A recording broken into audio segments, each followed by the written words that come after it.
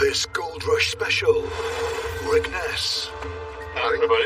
And friends. What are you going to ask me? Should I be worried? I don't know if I like those questions. Where's the hot seat? I'm ready for it. Reveal the truth behind the origins of the Ness claim. Are you in? I'm in. From Rick's unlikely beginning. A 16-year-old kid offered me a job. Neither one of us knew what the hell we were doing. To chasing the ultimate American dream with his best friends along for the ride. It's pretty much what the U.S. was built on. Pack up a suitcase, travel 3,500 miles in the middle of nowhere with the possibility of becoming rich with some hard work. Right here, guys, is our freedom. The challenges added up. It's a podcast! Everybody has their breaking point. Everybody, yourselves. But so did the gold. What? I know! Oh, that's a good sound. Did it. But did success I was lost. I really was. come at too great a cost? I do worry about the stress involved for him. With friendships pushed to breaking point in never-before-seen footage. Something's got to change. I find myself sacrificing my own health, but my own sanity for this. It's been a roller coaster. What's next? I don't know.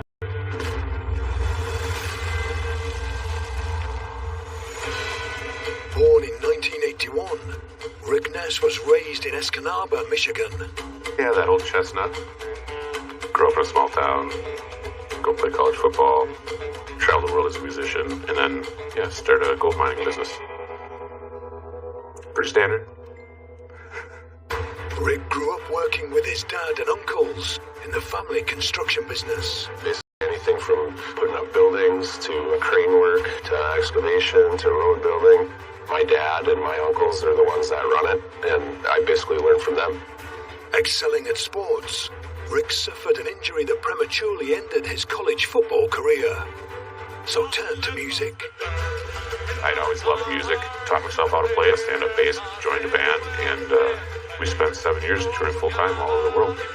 But in 2012, the 31-year-old music career came to an end. One of the last shows that we had was a state fair in Haines, Alaska, and that's where I met Parker. I had been talking about trying to figure out a way to spend a summer there. I can run equipment, I can do this, that. Months later, I got a phone call from him. It's weird, I still actually have the voicemail on my phone. Hey Rick, this is Parker. A 16-year-old kid offered me a job, $20 an hour running equipment. Parker was just graduating high school, and he knew more about gold mining than me, obviously. He grew up doing it with his grandpa and all that, but even he'll admit, when we look back on that, neither one of us knew what the hell we were doing. How many loads are you at? 70. Really? Yeah. Nice job. The following year, Parker decided he's going to Klondike, and I was actually the only one from that year at Haines that went up with him. In their first year mining in the Yukon, Parker and Rick amassed more than $1 million in gold. But Parker was only getting started. We can go for 1,000. Are you in? I'm in. Right now we've got 2 trucks and we've got 2 people. So I'm kind of hot seat between sheets today. I mean, I could go home right now and put 836 ounces of gold in front of my grandpa, but why not wait 10 minutes and put 1,000 in front of him? 1,029. Jeez. $1 million on the table. I really appreciate your time and thanks for staying. It was a pleasure. Yeah. Of course. I proved to him that I wanted to work. We kicked some ass. Yep. I knew I did pay my dues, but I also knew that when I got my shot, I wanted to be ready. After 3 years proving his worth, Rick was promoted to foreman. I need somebody in the cut that's there every day that can run stuff. It is a big responsibility, but I'm up for it. Good. But it wasn't all plain sailing. Thanks, buddy. Let's get it. You moved a ton of dirt in here. I told you this is what I was going to do. You really don't appreciate it the minute I show up here. I can tell that. That's not true. It is. It really isn't. It's just Well, because I don't. that's not what your face It's just says. because I don't know which Parker I'm going to get when you show up. I just wanted to get away from him. More and more, I wanted to go out on my own and do things my way. That same year, in Rick's 5th season in the Klondike, he and Parker hit a massive number. For the season, our 5,000 ounce goal turned out to be 6,280 ounces. The two-man band were now a powerhouse operation, but Rick decided it was no longer him. We did like $9 million worth of gold that year, but shortly after that season with Parker ended, I made the decision that I'm going out on my own. I said my piece to him. He knows how thankful I am, but that's the end of it. I don't have to kiss his ass the rest of his life. Leaving Parker and trying to start my own business and going on. I had a lot of success mining. My life was better because of it. And when I moved out on my own, I realized that I had the opportunity to do that for other people as well. And I didn't want to do that for people I didn't know. I wanted to do it for people that I cared about. There's $1 million in the ground up there. This is a 6-month, commitment right off the bat. I know it's a huge decision, but if we put in the work, we can get the gold out of the ground. I was pretty surprised he was asking his buddies to go, because I'm sure he could have found plenty of guys that can run equipment better than us. He's a great guy that way. Like he always takes really, really good care of his friends. Always has. So, it's decision time. Are you in or are you out? Count me in. It's go time for me. Yeah, I'll run away with you for 6 months. A career change at 40? No, that's not sensible, but I put my faith in Rick and decided to give it a go. Why not? It's a once-in-a-lifetime opportunity. We're doing it. A seasoned gold miner, but ill-prepared to be a full-blown mine boss, Rick reached out to a contractor with almost 40 years' experience moving dirt. I'm going out on my own this year, so I've got my own crew, my own ground. Responsibility's all on me now, and it's a whole new level. Yeah. I don't even know what to say. Gold mining can literally bankrupt you. I mean, it's crazy. I mean, it really is. You're going to be needing to get gold out of the ground instantly. I know. Is that possible? So what happens if it fails? What's the joke? The best way to make $1 million gold mining is to spend $2 million, basically. Okay, that could be the end for you. I mean, financially. Done. I was very concerned, and then when he told me, oh yeah, by the way, I'm going to bring my friends up there with me to help me, and I'm thinking, you gotta be me. Like, are you crazy? Your friends aren't going to be your friends. I mean, you're going to turn them into enemies. In the past, you've proven yourself, and I'm crossing my fingers you prove yourself again. Well, I appreciate it, Dad. And maybe if you find some time, you can come up and give me a hand. I would love that. All right. I'd love the free labor. I basically told him that, the end of that season, he's going to be financially bankrupt, and his friends weren't going to be his friends anymore. I seriously thought that was where that was headed. It was tough, my dad said. Made me sick to my stomach. But before Rick set foot in the Yukon, tragedy struck. One of my mom's best friends put together this little picture album. That was a rough winter, it was such an amazing opportunity for me. I was going out mining, on my own, and that's when my mom's cancer decided to, take over. She fought pretty hard. Since she died, I put everything I had into getting ready for this season, and I'm kind of just realizing right now I didn't really take any time to think about her actually being gone.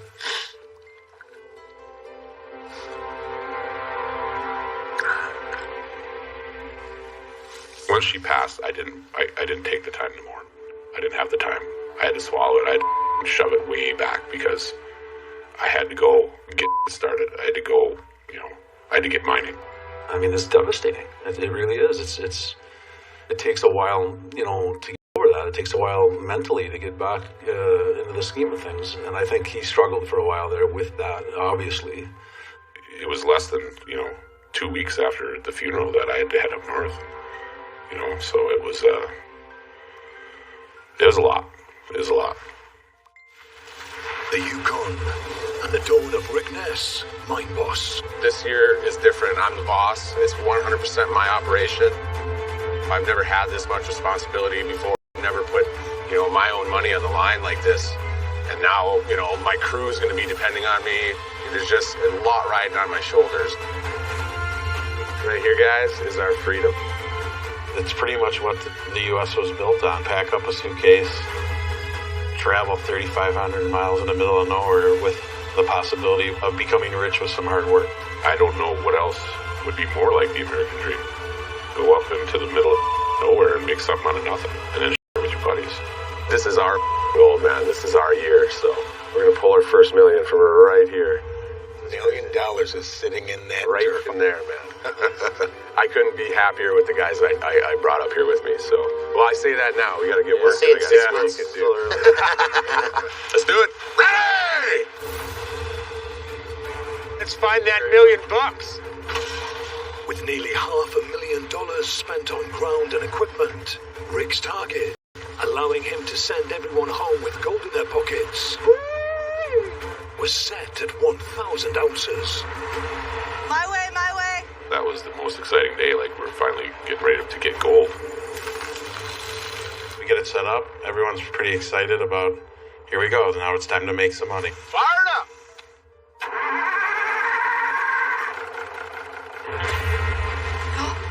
There it is. All right, I'm going to put a bucket of dirt in. And more. Yeah, we're feeding the plant. This is a pretty big deal. Yay, people are smiling. Carla, hit the bypass.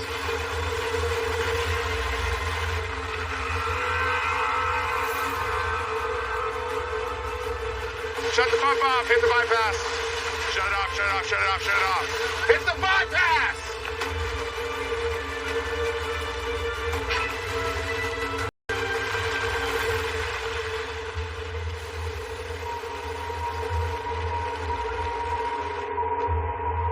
Yikes. Oh, I'm going to need a minute. Turnbuckles on the plant's short sluices snapped under the pressure of overflowing water. 30 more seconds of that water run and that plant would have went over, and that's game over. I expected growing pains, but this is outrageous. This right here is taking the confidence out of me. All of a sudden, I'm doubting things. I'm doubting myself, and then, I'm forgetting that I'm capable of this. Like, I'm forgetting that. It was scary. All our eggs were in that basket right there. We all looked at each other, looked at Rick, and kind of said, okay, now what? I mean, I needed help. Oh, yeah. I called in Freddie Dodge. He's the guy. How's it going, Rick? Freddie, man, I'm glad to see you, buddy. Been too long. We need to get long sluice boxes on it. Yeah. Not those 10-foot little things you got there. Really? We'll have to modify them. Okay. Freddie came out and helped us rebuild the sluice boxes for dirt rentals. Well, this guy is the gold recovery guru. Let's get this thing set up. Do this! You got it just dialed in to run efficiently. Under Freddie's guidance, Rick's crew fabricated a new set of sluice runs for the wash plant and secured the plant safely away from the edge of the pad.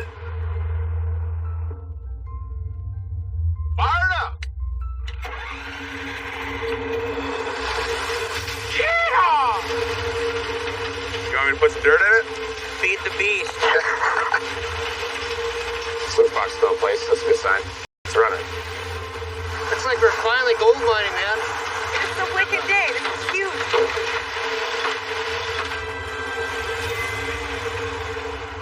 There's good gold deep in the carpet over here, guys, so it's running pretty good. First little nugget. In my guts, I know that it's going to turn around. You know what I mean? It's been scared to death spending all this money, but here it is. Now the gold's coming in. Look at that. Yeah. Woo! It's exciting, right? It is. You guys got to see the first gold that you ever got to dig out of the ground yourselves. You're like, you can actually see it now. You see what you're working for. To bolster his team, Rick hired veteran miner Carla Ann Stay focused out there. and experienced Yukon mechanic Carl Rosk. How'd my fill of that thing? But it wasn't enough to overcome the Milwaukee boys' inexperience. My buddies here, they had no idea what they were getting into. I did my best to prepare him. Keep this plant running, then we can make all this work.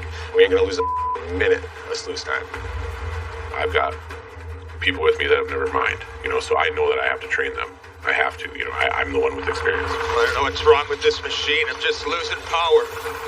The tracks are just spinning. There was some struggles there, getting people, you have no experience of heavy equipment whatsoever, having to train them how to run equipment and still try to get an amount of gold you're after. I think he at times was regretting that decision. It's just too hard to keep friends that way. Who was crazier, Rick for hiring us or us for going up? I would say us for going up. No, I wouldn't. I would say Rick for hiring us. I just hit the sluice box.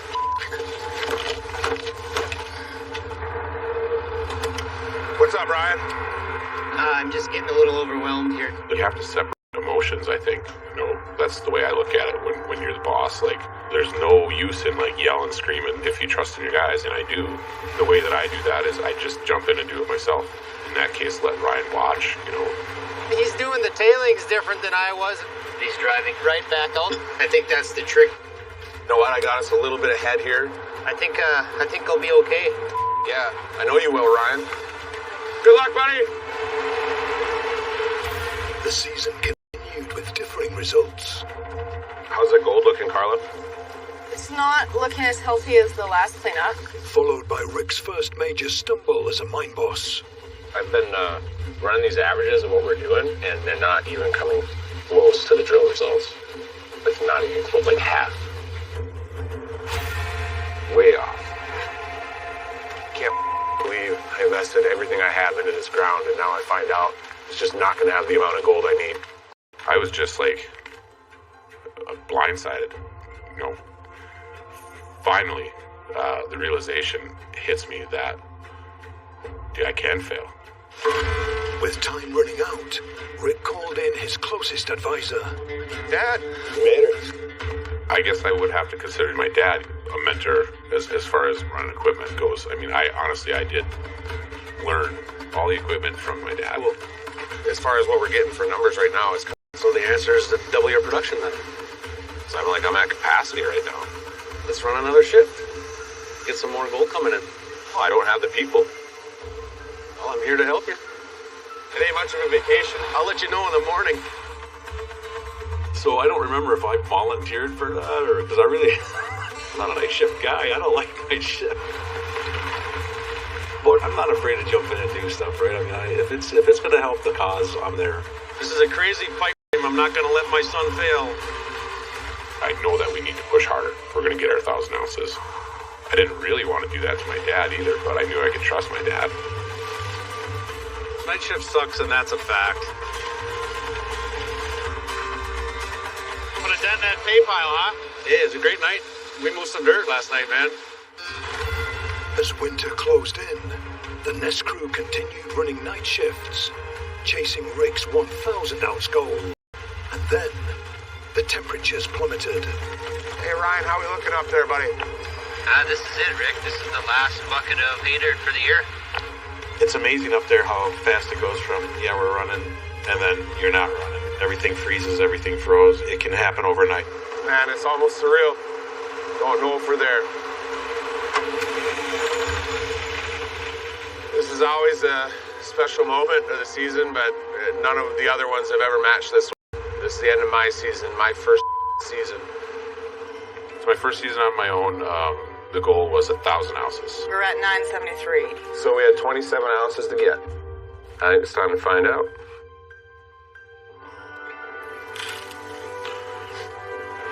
That's 20. Looking good. Yeah. Those are 27 ounces. There's another. The final gold weigh 132.49 ounces. Rick surpassed his 1,000-ounce goal with 1,105, worth over $1.3 million. I was happy to be there. I was happy to see the end result. It was awesome. I mean, I was really super proud of Rick. I can tell you that I know his mom, Judy, would have been very, very proud of him. She always was. A father to a son. I am, so proud of you. And I appreciate all you guys sticking it out with this guy. That is amazing to me. So, I told these guys, you said I was going to go broke and come home with no friends. In this case, kind of throwing it in your face here. it was great to see him succeed at something I didn't think he was going to succeed at. Got a little bucket here. It's got 6 jars in it. Here's one of those treats you get. 50 ounces in every one of those jars. I still take pride in it, and still at the end of the day, I'm like, yeah, I did that. There was so many reasons for that first season to go wrong, to go bad, to just blow up in my face, to cause me to lose everything. But that didn't happen. It was a major success. I think a lot of people forget that too, actually, because the following season wasn't so good. It was a slap in the face in the form of, failure. Tell me again where we're going? A place called Keno City. After a solid first season as a mine boss, Rick Ness decided to leave the Klondike. My second season as a mine boss, I'm on such a high. The first season on my own was a success. I wanted to do better. I had to do better. And I didn't think I was going to get it on the Indian River. Ground's already getting so hard to find. Good ground is, for a guy like me, impossible. Rick traveled 125 miles east of the Indian River to the mountains above Keno to meet local landowners, Dean and Stuart Gray. Howdy, fellas. Hi there. Interesting place you got here. Thank you. It's beautiful, that's for sure. Yeah, it's a pretty cool valley. Yeah. There's a lot of difference here from what I'm used to. We have something that we'd like to show you. Wow. That was exciting. I haven't seen anything like that on the Indian River. The weight of those things is incredible, and the money you get for that, it's just incredible. It's like finding that in a sluice box, that'll drive a guy nuts. Gold fever is a real thing. I felt it. It just blows my mind. So, once you experience that, it's a pretty incredible feeling. Got a place to mine? I'm on the Klondike. Here we go to Keno. We were going for 2,000 ounces, double what we did the year before. Eager to test the ground, Rick hired a 100-yard-an-hour wash plant and ran the first pay from his new claim. We'll call that the last bucket. See some gold, Rick? Loader. Oh, baby. No way. Look at that.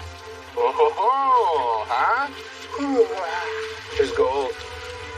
Oh, I'll be honest with you, I was feeling a little nervous. All jokes aside, there could be a life-changing amount of gold in that pile back there. Really could. I was making financial decisions at that point, Bader. This right here is what I need. Confident his bet on Keno Gold would pay off, Rick invested an initial $210,000 on a 300-yard-per-hour wash plant, Monster Red. I put a bunch of gold down on this huge wash plant, come back with all the confidence in the world, get the gold room set up, start actually running the concentrate, finding out what the real numbers are. Oh, we're on an even number here. It's actually 28.6. Shock isn't even the right word for it. 32.27. I got fooled by the nuggets. It was crushing. I just sat around wondering what to do. I was completely stalled out. Where am I at? What am I doing? What should I be doing? Unable to move at times. Did Rick, at one point, people were joking, did Rick go home? Did he just leave us up here to finish this? I finally said, that's not you. What do you quit being sad about it. Figure something else out. I called in Gene Cheeseman because I needed an ass kicker. Tough business to be in, and been a lot more than one guy that's gone broke trying to do it. Freddie Dodge is there to help set up Monster Red. I'm pulling out every gun I have and pointing it at the problem. Let's throw everything we have at this, figure this out. Gene and Freddie, they run, as specific of a test as plan to figure out exactly what the values are. Exactly half an ounce. Like, there's not a chance in hell we're even coming close to 2,000 ounces. We got to cut it in a quarter. You know, hopefully get 500 ounces to pay the bills, and that's it. And that's looking like a stretch. Under pressure, Taking all the crew fell apart. I don't understand how you go from me talking to you, zero, you know, all I am to you guys, I'm not part of the crew, because that's clear, right? All you're mechanic. I'm a thief. I've been one. No, that's not the case. It's not. How am I part of the crew? I get to go to work early, I get to go stay late. That was my final straw. Right? Them, everybody, yourselves. Your friends. They're awesome guys. They're dog workers. It pushed him right over the edge, and nobody knew what was going to happen at that point. Made me understand that I could be better with my communication. You know, Carl said some things that, you know, I felt terrible about. You know, I'm not part of this crew. Like, I'm just, and I'm like, man, like, if you really think that, then that's my fault. I like to think that I'm an important person. Carl, you're my boy. Like, you're such a big part of this crew. I'm not saying you're not justified at all. What do you guys want to do? I'd like you to stay. Yeah. Maybe I'm not making that clear. You know, maybe that's something I have to work on, I guess.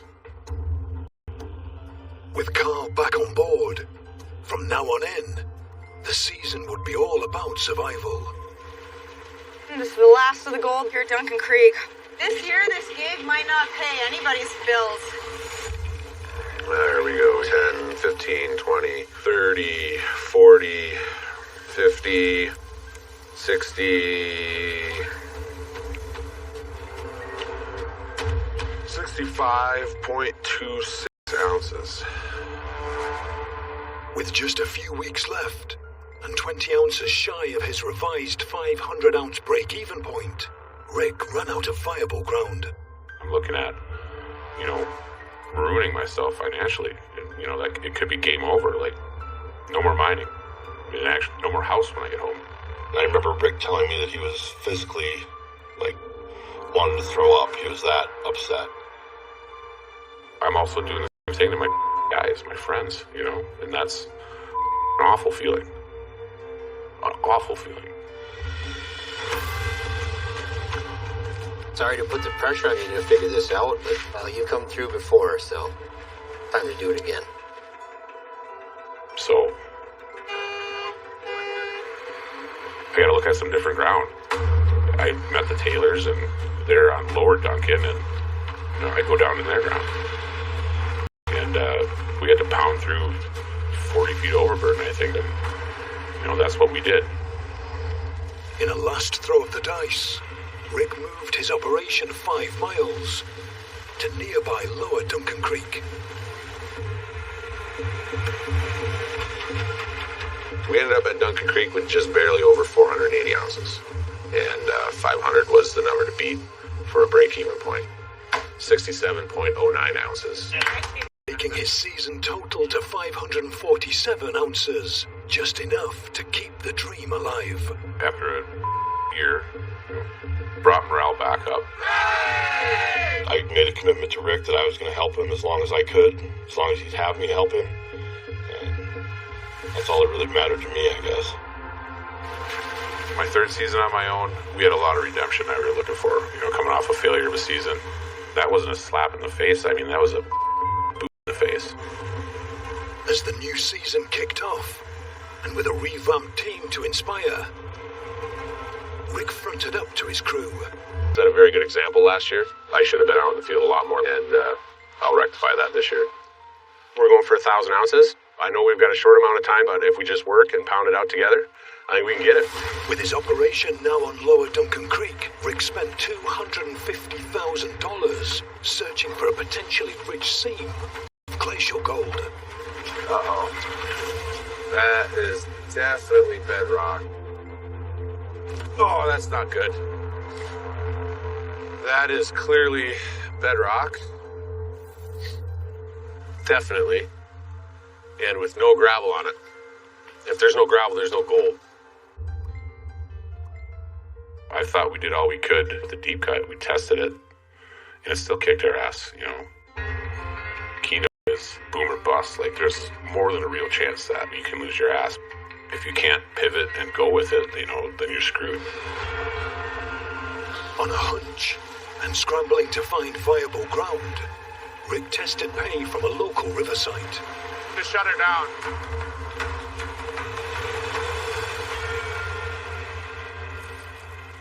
What do you think? It looks really good. A big smile on your face. No, you don't even know. This is like what tomatoes. What? I know. Yeah.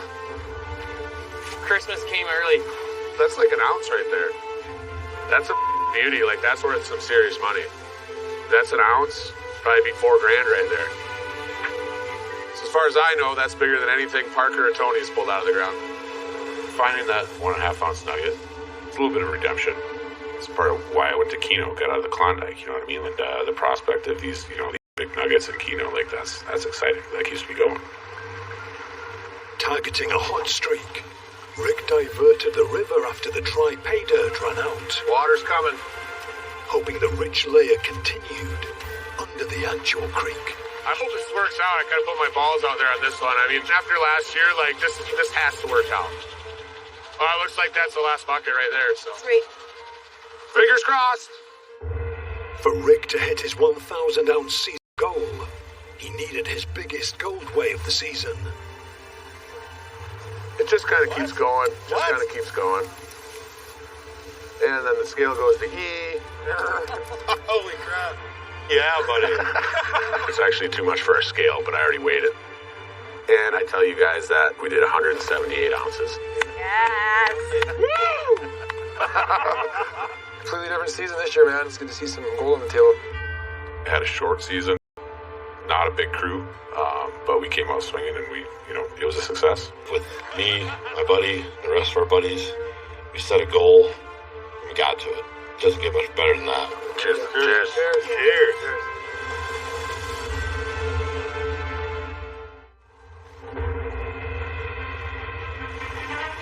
Finally, I've got some money to invest into the mining. Off the back of a successful year in Keno, I'm going to take my profit, I'm going to put it all back into business. This dozer is obnoxiously expensive. Rick focused his sights on a goal that eluded him 2 years earlier. This year's all about going big. I'm going to double what I got last year. We're going for 2,000 ounces. I got a $500,000 dozer, but at the same time, I lose crew members. I lose Carla, I lose Carl. You roll with the punches, things change, and I add Brennan. This year I just want to run some big gear, move some dirt, and go back to having a nice fun summer like it used to be, and kill it and hopefully find a ton of gold. I haven't had a whole lot of people with experience since I went out on my own. Most people with none. Ricky, coming to see if you need some help this season. I can hold him accountable for things, which takes pressure off me. I've never had that before. Nice to see you. You look good. Thanks. Brennan shows up, and he's good at what he does. And it's something we were missing out on for a long time. I can't wait to get out there and get started and start learning some new ground here, man. Yeah, buddy. It's going to be fun. To reach his target, Rick took aim on a section of his claim, rumored to hold more than 3,000 ounces in gold. But there was a catch. It's deep. It's real deep. It's 150 feet overburden to get down to it, but we're pretty confident it's down there. Let's go after it. Dubbed the Raleigh Valley, Rick's crew moved a mountain overburden just to hit pay. So we start opening up Raleigh Valley, and then Rick says, we're not going to move 1,000,000 yards of dirt unless I have everybody that can be in a truck moving dirt 24/7. I know that I need everybody I have to get to the bottom of Raleigh Valley, and to do that, I got to shut the plant down. The decision would cost Rick almost $1 million. To me, that sounds like probably one of the stupidest things you could do. Like, you're just going to start spending money and quit bringing money in. But the bombshells kept coming. Before he even hit the bottom of the cut, landowner Troy informed Rick that the ground was up for sale. With other miners sniffing around, Rick made his biggest play yet. Troy wants $250,000 to have a down payment on this. I haven't been getting any gold. Raleigh Valley hasn't paid anything out just to be able to continue on. That's nice looking gold there, Rick. Spending $250,000 is, I don't know if it's something people get used to. I guess maybe some people. I'm not used to that. Troy, appreciate everything. Whew, big commitment. With the added pressure of being a landowner, Rick's operation was still bringing no gold in, whilst hemorrhaging money, just to get to the bottom of the cut. This is one of the most nerve-wracking things I've done in mining, and I don't know if it's going to pay off. The stress could kill me before I'm ready to be, before I'm ready to go. 4 years of pressure running his own operation finally came to a head. And like 2 years earlier, Rick retreated. I dealt with it terribly. I hated my trailer sometimes. I mean, I was lost. I really was. He and I are a lot alike in the way that we deal with bothering us, and it's a lot easier for both of us to just not deal with it. In never-before-seen footage, Chris risked a few home truths. I'm not trying to save the day or anything, but something's got to change. It has to change. I can't keep doing this like this. And I want to keep doing this. I don't know if you do. Yeah, I just need a little bit more time. For some reason, I find myself sacrificing my own health and my own sanity for this, and that's got to stop. I got to figure out a better way to do this without, driving myself into the ground. You ate for a lot of years to get here. Don't quit throwing it away. You got to make this work, otherwise, all that time you spent eating for nothing.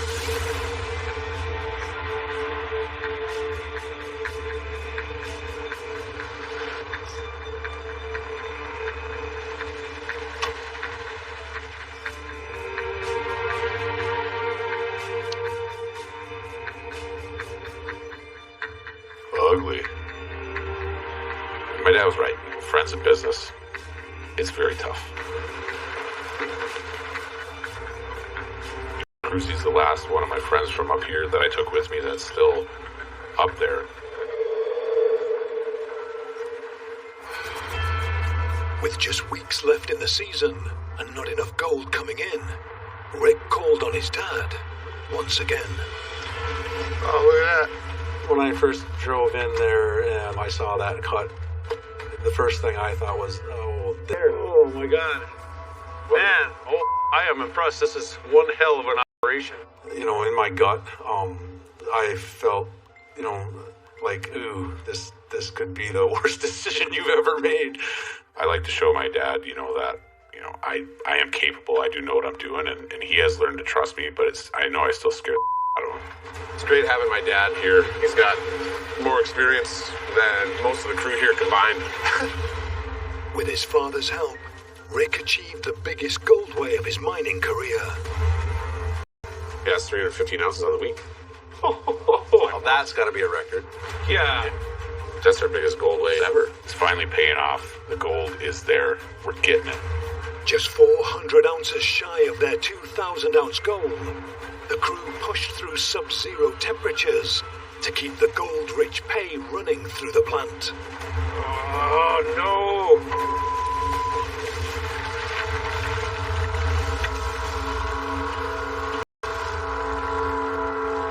Brennan calls and says the wall collapsed. The wall's collapsing. All I can think of is I hope everybody's okay. I hope everybody's safe. I know we've got a stockpile up by the wash plant. I know it should have a lot of gold in it, but is there enough there? Because, in all likelihood, we're not pulling any more out of that pit this year. If it's not in the pay pile that we have up by the plant, if there's not enough there, just the 2,000 ounces, then we're not going to get it. We need just shy of 350 ounces to hit 2,000. And it's going to be really close, I'm not going to lie. This is 250 ounces right here. Holy right here. And we need like 96 ounces. We've got 10, 20, 30, 40, 50, 60, 70, 80, So going 90, 100.